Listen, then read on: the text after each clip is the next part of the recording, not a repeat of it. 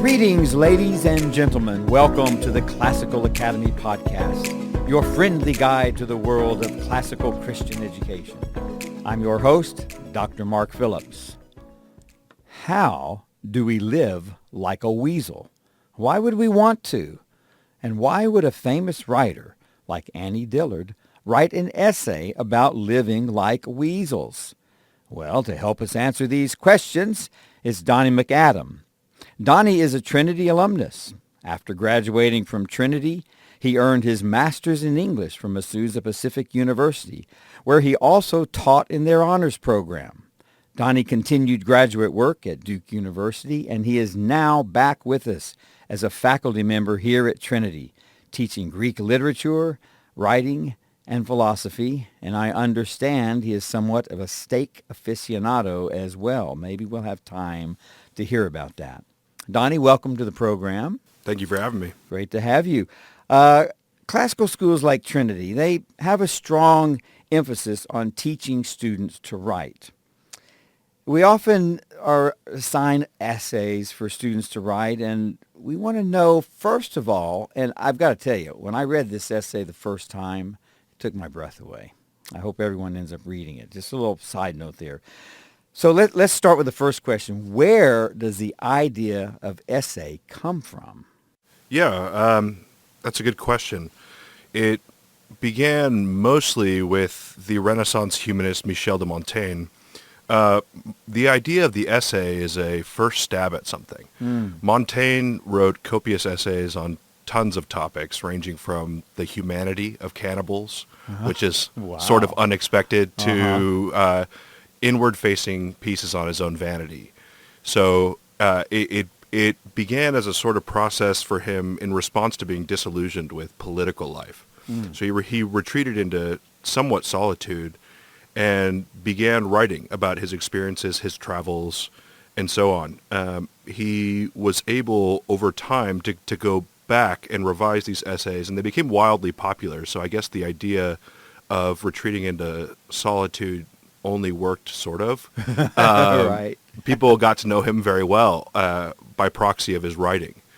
So he was able to document his first thoughts on a topic, but then later go back and revise, and also include different components from different parts of his education, or factor in implications to a given essay or a given topic that he may not have originally thought of. So that makes the essay in some ways unique. So there are essays and then there are essays. For instance, we have like an academic essay, and then there's essays like Annie Dillard's Living Like Weasels. What's the difference there? Yeah, I think that they're probably less different than you'd think. The Dillard piece is obviously exploratory and has its emphasis on discovery, and isn't formatted in the way that an academic essay necessarily would be. However, this sort of strong pursuit of discovering something, of establishing something as known or not known, figuring out what you do or don't know about a topic, discovering how to articulate and then re-articulate something.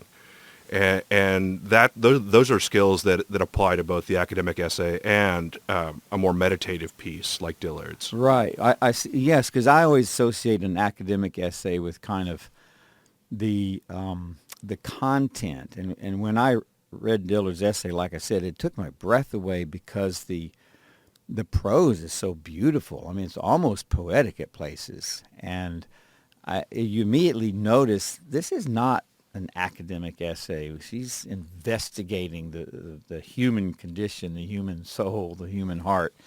So with that in mind, why do we use essay writing so often as part of a classical education? Well, I think in short, it teaches you how to think in an organized way. I often tell students that writing is just the act of organized thinking. And so whether you're going through the retelling of an encounter like Dillard, where she has this sort of experience that sparks a existential crisis of sorts. Sure.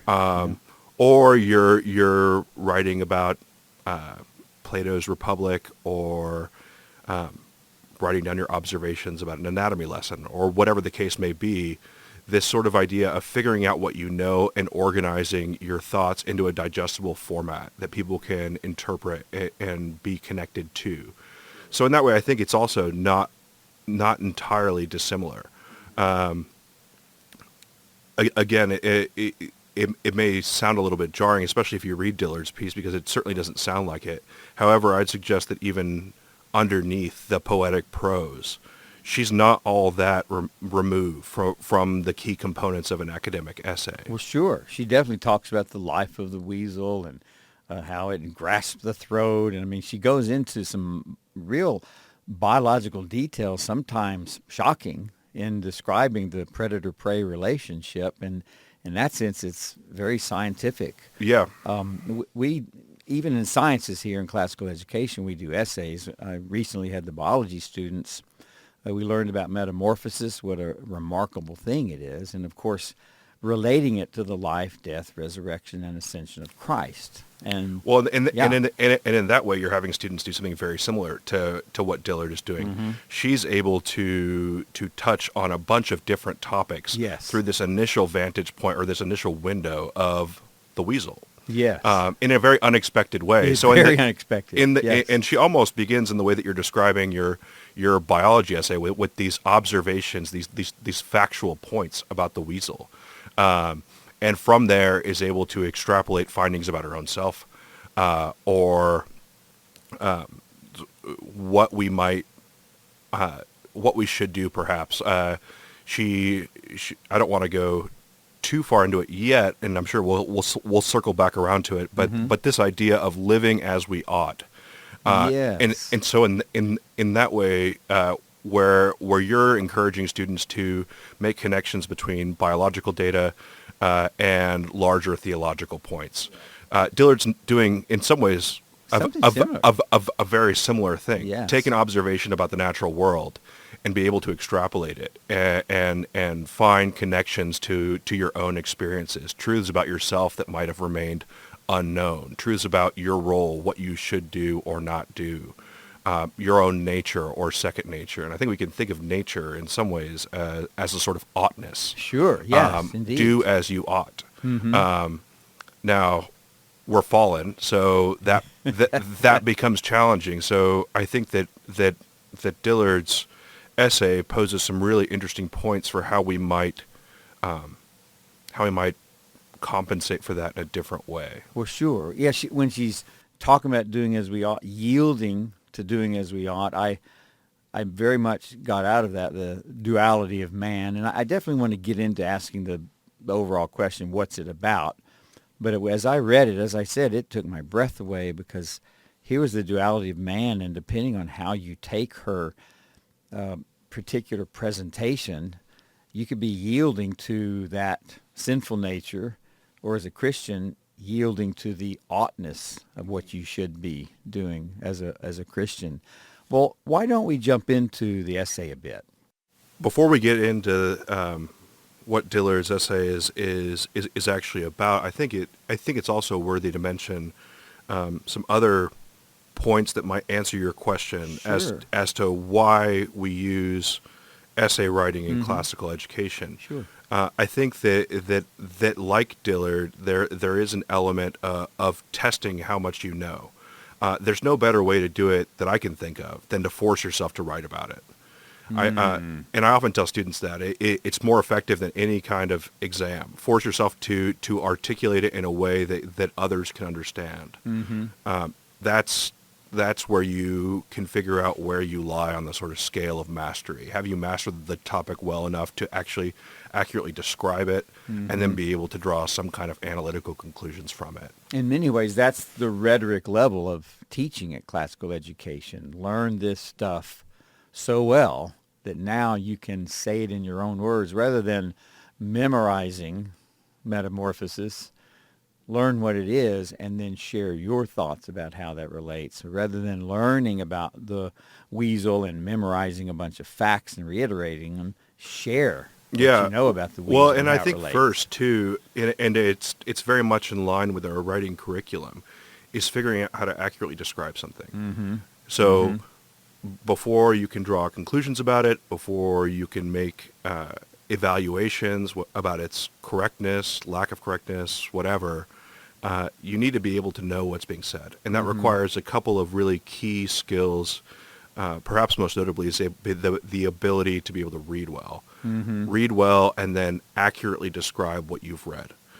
And it begins very early in our writing curriculum too, where you're paraphrasing a fable or paraphrasing a crea, and developing the skill to articulate the narrative in your own language. Sure. And then you can progress toward making more analytical claims or developing a thesis ultimately, right? An arguable point about a given topic. But it's a progression. You can't do that with any kind of meaningfulness or make it winsome or persuasive in any kind of way if you don't know what you're talking about. Well, exactly. The classical idea, I've heard it put, that we are teaching students how to learn and how to share what they learn in this cultural environment that is telling you what to learn. Yeah.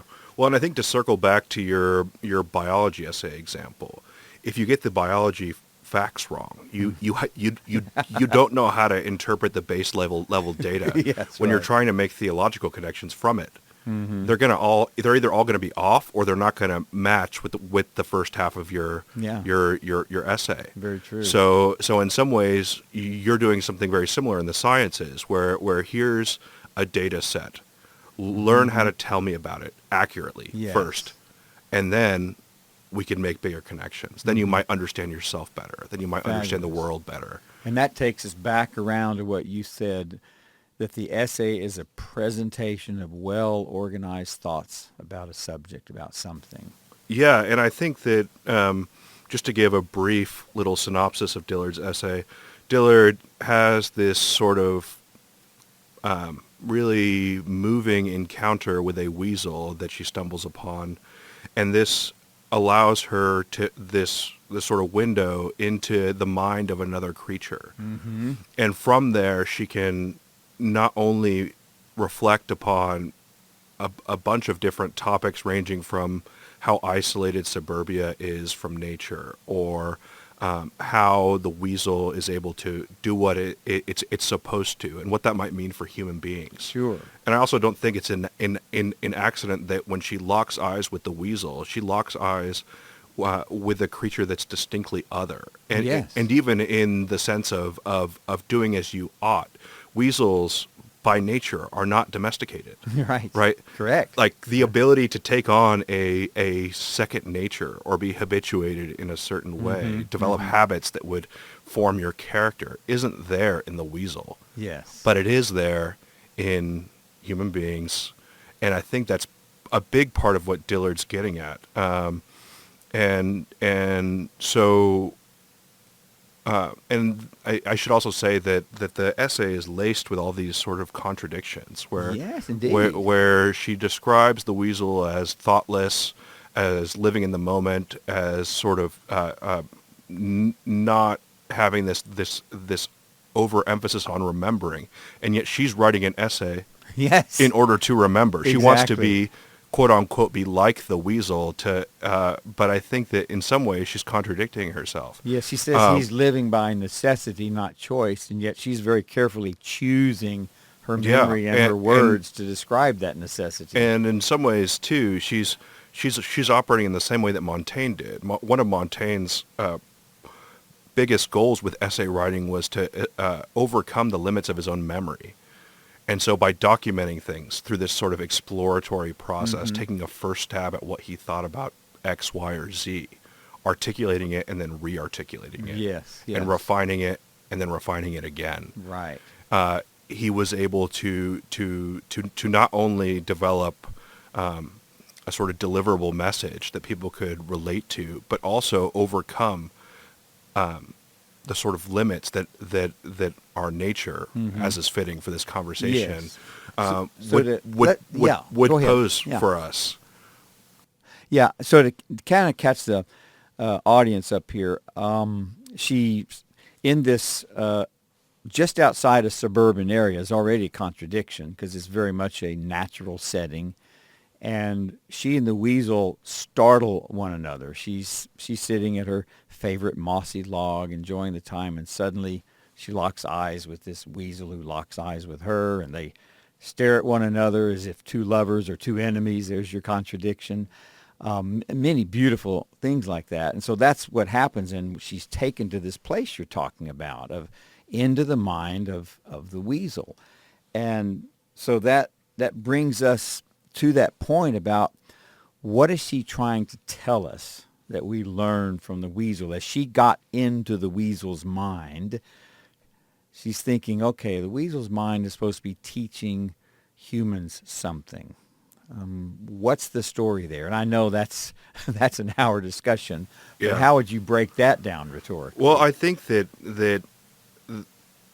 perhaps the main point that she's trying to get across, and I've read this essay a bunch of times, and upon my last reading, I think it struck me that she's really, really driving home a point about the ability for humans to develop a sort of second nature. I don't think that it's any accident that when she describes choices that humans make, and this idea of surrendering or submitting, that she chooses language that's typically religious. She describes people as taking vows of poverty, chastity, and obedience. Yes, even silence. Yeah, I mean it's religious language, and all of which would lead you to think that perhaps you're less free from your nature. But I think she's positing that you can develop a new nature, and through this sort of discipline, through these habits, you can actually do as you ought to do. You can be like the weasel in that way. Yeah. I don't think at all really that she's saying seize that weasel day or carpe that weasel diem. Correct. Right. I think that she's actually developing an idea that's perhaps much deeper, and one that you might miss on first, second, or third reading. Well, and that was going to lead me to that. The question I'd mentioned to you even before the program, and that is, how do we apply the wisdom of the weasel, if you will? There's a little contradiction to the Christian walk. Do you have those discussions with your students? Yeah, I mean, there's always an element of application, and I think we've already hinted at it a little bit, where the two things that are juxtaposed are necessity and choice, right? The weasel lives by necessity, we live by choice. But I think it's a little bit of a false start. Yeah. Or a false dichotomy where we begin to develop a sort of second nature, a Christian ethic, a set of morals, habits, right, that would inform a virtuous life. And that over time becomes necessity. That's great. Where you find what you need by first choosing a particular set of things, doing what you ought to do, even though it's contrary to some of our tendencies, right? It, like, no one is born wanting to be to take vows of poverty, chastity, and obedience, and yet people who choose a religious life find tons of freedom in that. And I think that it's this sort of development of a new second nature. It's that idea of love God with all you are, and if you truly do, you can do as you want. Because you want is going to be God's will. Yeah, and you become, I think, in some ways more fully human too. You I keep going back to the phrase you're doing as your nature, your intended nature, I should say. Yes. Would dictate. And that requires habituation, and I think that you can't really get away from that in Dillard's essay. At that point, necessity is obedience. Rather than choosing obedience, it's what's necessary. Yeah, and you could flip it too and say, okay, so God calls us to do certain things; those things are needed. We may think of them as choices, but in some ways, it's not so much. It shouldn't be so much of a choice, or we should recognize the choice as the choice to do what is necessary. Yes. Our life is abiding in him, and abiding in him is Yeah. obedience, and that's the necessity. Yeah. And the choice and necessity become one. This is such a classic. We really kind of covered the reasons it's a classic, but just in summation, why is this such a classic piece? And please, everyone out there, it's very short, but look it up online, read it. It's fantastic. Yeah, I think that it really resonates with people for a couple of reasons. And the first being that you can read it multiple times and perhaps not tire of it because, as we've sort of explored today, the routes you can take as far as interpretation go vary. You could read it on a sort of surface level cursory read and think, oh wow, we should experience more nature and be struck by the creatures around us. Sure. And that's not Which is true. fine. Which Well, is fine. and it's not true at all. I think that is a very present element of Dillard's essay, or that we should pause, right? That we should take these sorts of moments to be struck by things, or you could sort of go in a I don't know, a human condition route, or go to a human condition route, which is sort of what we've been discussing today. Yes. And it's a result of my most recent reading, so maybe I'll read it again and find something different. Oh, I'm going to read it again tonight. I love this essay. It's interesting that I read some Christian critics of it who just, in my opinion, and probably yours, clearly by our discussion, missed the whole point. Yeah, I mean, she's not writing as this sort of walled-in pond, Right. Go and be with nature and Yeah, forsake. be a hedonistic animal. No, I don't think that at all. I think that in fact quite the opposite. Yes. If you were going to pursue that route, you would never yield, as she says. You would simply, I don't know, do as you're inclined to do at any given moment. It's the Christian idea, rather than fighting your sinful nature, yield to your Christ nature. Yeah, the Holy Spirit exactly. who dwells within you. Yeah, and So, I mean, yeah. sorry, I was just saying. I think another reason is sort of along the same lines, that people are typically struck by this idea of being able to enter the mind of another. And I think that Dillard really focuses on that well. I mean, you paraphrased it nicely when you described her locking eyes. Yes. And she describes that there's a moment where she's in the Weasel's mind, and the Yes. Weasel is in hers. Yes. And I think too, she's speaking about writing as well in that moment. I don't think it's any accident that she opens with the question, "Who knows what a weasel thinks?" And it's in some ways ironic because she's going to delve into the mind of a weasel. Yes. So she's describing a uniquely human phenomena, to be the ability to allow another into your mind, really, by proxy of the written word, by proxy of allowing yourself to be known. And I mean, there's always an element of self-fashioning. You're known as you want to let other people know you, right? Sure. But at the same time, I think if you're honest, and I believe Dillard is, there is a sort of sincerity that's built in. And I think that, like, the element of yes. sincerity of letting someone into what she calls private places, right? Minds are private. Yes. And she lets somebody in, and I think it's resonated since its publication for that reason. We get this sort of very intimate vision of an encounter that we otherwise would have been isolated from. Sure. And that's a benefit that writing uniquely allows.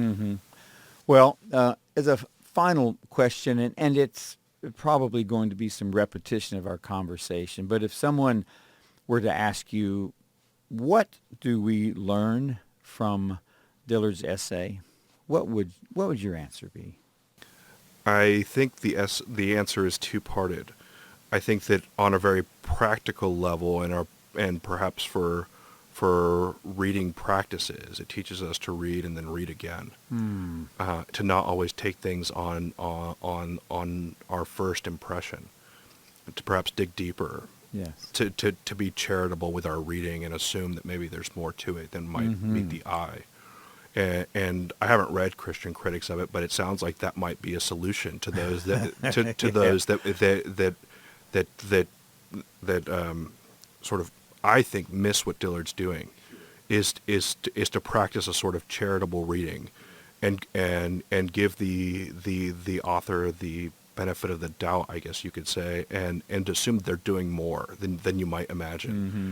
And I think that that's really good for students too, to learn the practice of visiting a text and then revisiting Sure. it, and realizing that or, I mean, it doesn't necessarily have to be a literature text or a philosophy text, but even in the sciences, revisit one observation and then test it again, right? Yes, I tell them to wrestle with the concept till you win the match, no matter how many times you get behind. Yeah, and so I think on one level, on a what does it teach us about reading, that's definitely there. Mm-hmm. As far as what does it teach us about writing, I think that we've hit on a few of them, but the sort of ability to make yourself known in a way that unites you with other people, I think that it teaches us that, and coupled with it is this sort of process of discovery, realizing what you know about yourself or any given topic that writing affords. As far as